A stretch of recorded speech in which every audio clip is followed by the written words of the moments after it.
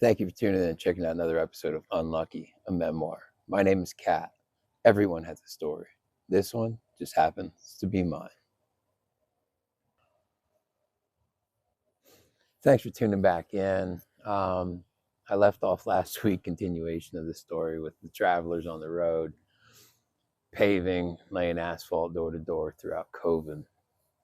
And I know I kind of got ahead of myself in the first episode of this journey. But I'm still going to focus a little bit on what happened before the accident. Now, this was a really tight family. The father worked on the crew, the two brothers, sometimes their other brother, their cousin who brought me in, one of their uncles, and then the salesman was loosely related, I think. But there wasn't a lot of outsiders brought in around these families. Our drivers were outsiders. I was, and I don't think there was many others. Every once in a while, families would cross and we'd work together and try to hustle up more business that way. And, you know, my cut was always the same regardless, so I wasn't concerned. Some families worked better than others with others. Some were just in it for the buck, the quick buck, which meant quality suffered a little bit and they were willing to take jobs that we normally wouldn't take. But that being said, there's areas of this country where this happens quite often. And where we were at, apparently, one of the towns we were warned to leave. Another town we were ticketed for soliciting, even though the homeowner came out and defended us, saying, no, I went and got them and called them to come do this. And one of the motels that we were staying at banned us from staying there. And it wasn't because we weren't paying the bill or we were making a mess. It was because they kicked us out the day after we got stopped by the police and questioned. I think the reason I got to stick around as long as I did was because I picked up on their language and started learning it. And it was almost like a pride point for some of them to tell other people that from outside, from other families that came around and say, yeah, our outsider knows Rumness. So I was also a point of contact. If they had to make a phone call to get a hold of the salesman or this and that, they would tell me, you know, Harry, you got to go tell them this, and I'd repeat it and run this so the homeowners or whoever wouldn't know what we were saying. So it was a little bit of a bizarre lifestyle. That being said, I remember we were in Jersey doing a job, and this just happened to be the same location as the one of the brothers. His ex-wife was dating a guy from a different family over in that area. And it was kind of planned. Like he wanted to go invade this guy's home turf a little bit to see if he could rub him the wrong way. And he did. Needless to say, we were headed home, back to the motel. And the plan was never really shared with me, but we were apparently supposed to stop right on the other side of the river in Jersey and get at the Sofitel hotel, motel, whatever it is. We were supposed to stop there for the night, even though like all my luggage and a bunch of other people's stuff was still at the telly back in Philly. King of Prussia, whatever. I forget exactly what motel we were staying at the time. But I didn't get that message. I was driving the work truck and I just kept going, went through the toll, went across the bridge, and we get a phone call. Where are you guys at? I said, heading back to the telly. Where'd you go? You guys were supposed to stop. Nobody relayed the message. Anyway, we go back to Philly. We go back to the hotel over there. And they're like, all right, you guys got to be back over here in the morning, like first thing. And I said, fine. And one of the other guys grabbed the keys from the truck from me to use it for something. And I never got the keys back. Well, the morning comes, I'm getting frantic calls. Where are you guys? Where are you guys? And I tell them I'm trying to round everybody up, but nobody wants to get up. Nobody wants to go because it was raining out. So they figured we weren't working that day. Come to find out, it wasn't a work trip. The other family that he was trying to poke the bear, they set up, and you can find these on YouTube, called gypsy fights, where they just square off in a parking lot and start throwing bare knuckle. And this is commonplace. And that's what was supposed to be. And we were all supposed to be there to show a sign of force.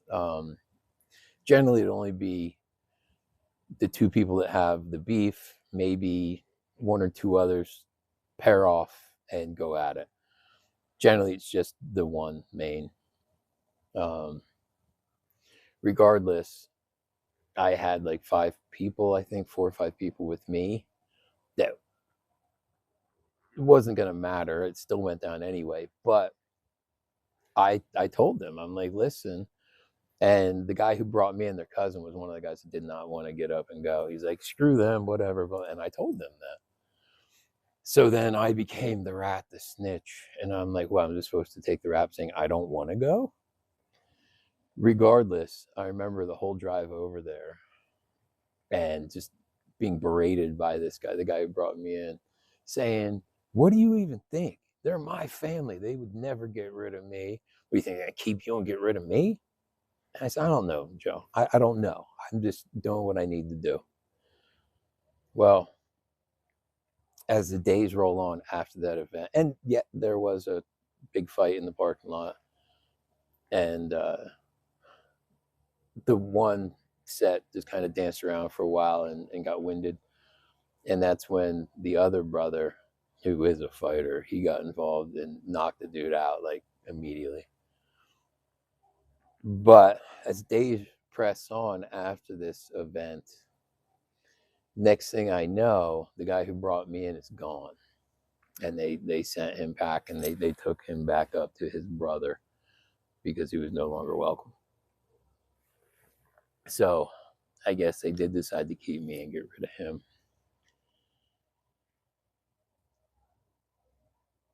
And to get a little more detail into these fights, like they can get brutal. Like I was told the story by their father that, again, the brother who was fighting this time tends to get himself into a lot of conflicts. And the brother who can fight, generally, as you'll find out, people that fight usually don't have to talk about how tough they are. They just show up when the time's necessary. Whereas the other brother likes to talk about how tough he was. Regardless, not saying he wasn't tough, but he just wasn't as tough as I think he talked himself up to be. They showed up at a trailer park of another family for a fight, and were beaten mercilessly, left bloody and unconscious, stripped of all their clothing. So these can be brutal and relentless. Regardless. So after their cousin's gone, it's just me and this family who I've gotten to know a little bit at this point in time. So things progress. We move to a different telly, and we're working out of there.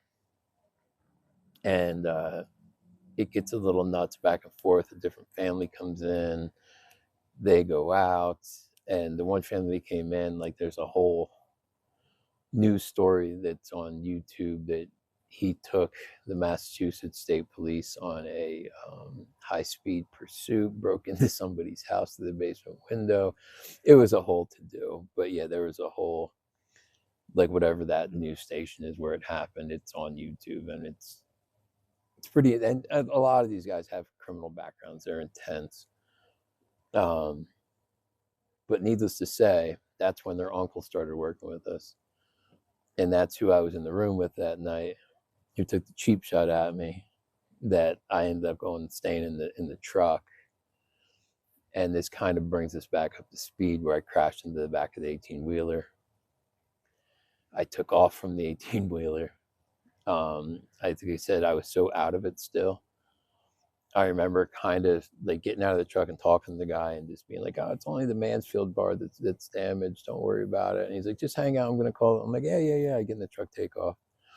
And again, I'm in a blackout. I don't even know how I got to the point where I hit him. I don't know how I got that far. I took off, kept going. I remember coming to at one point in time and watching the side mirror just disintegrate as it hit the concrete middle barrier. And I kept going, and I was right by the exit on Girard in Philly when the truck started sputtering, and I pulled over. I got out of the truck, grabbed my suitcase. What I didn't realize is when I hit, my cell phone slid off onto the floor, and I didn't even realize I didn't have it. I grabbed my suitcase and tried to leave the truck and just go on foot at that point in time. And that's when about 10 Philadelphia cops surrounded me and approached me. And were like, "Where are you going?" I was like, "What do you mean?" And I was like, "I'm trying to go, try to get some help." And they're like, "Were you in an accident back there?" I'm like, "Yeah, I was looking for a safe place to pull over." So I had a little bit of my wits about me, enough to make up some stories. And he goes, "Where was the accident?" And I was like, "Yeah, 90, 70." He goes, "You don't even know where the accident was. How high are you?" And at that point, they cuffed me, put me into a cruiser, throw my suitcase back into the truck. They don't grab my cell phone either. Take me to the Roundhouse in Philadelphia, where I spent the next 12, 18 hours on a metal rack, being taken in and out for vitals, and then video court. And then they ended up releasing me. And like I said, this was right at the start of the seriousness of COVID. Things had already started shutting down, but it got it got pretty serious at this point. Nobody would let me use their phone, so I ended up jumping the turnstile for the L, riding up to North Philly because I still had cash in my pocket. Went, got drugs, got a needle, and then realized the error of my ways, I didn't get any water. So I stopped a guy and a girl walking on the side of the street right there. And they knew what was up because they wouldn't have been there if it wasn't for them getting their own drugs. So I saw he had a bottle of water in his hand. So I just asked him, I go, "Hey, can you just let me use some of that water poured in my hand?" It makes me think of, "I'm going to get you, sucker. F the cup, put it in my hand for a dime." He poured some water in. I drew back. I got high, walked to the driver's house, which was a few miles away, and got back to the telly. And they were surprised to see me nonetheless. But with that, I'm going to wrap this week's up, and hope you enjoyed the little change in scenery, the night shoots. It's just been a little easier that way. But I do appreciate each and every one of you coming along in this journey with me, following along with my story and my lived experience. It's been a journey, man. It's been a trip. It's almost 2 years that I've been in the state of Colorado, and it'll be in a month, it'll be 2 years that I've been in Colorado, and how much my life has changed. It seems like yesterday I stepped off that bus, and at other moments it seems like I've been here forever. Again, just trying to be a better person today than I was yesterday, and so far I've been accomplishing that. So again, with extreme gratitude, thank you all. And with that, I'll catch you all next week.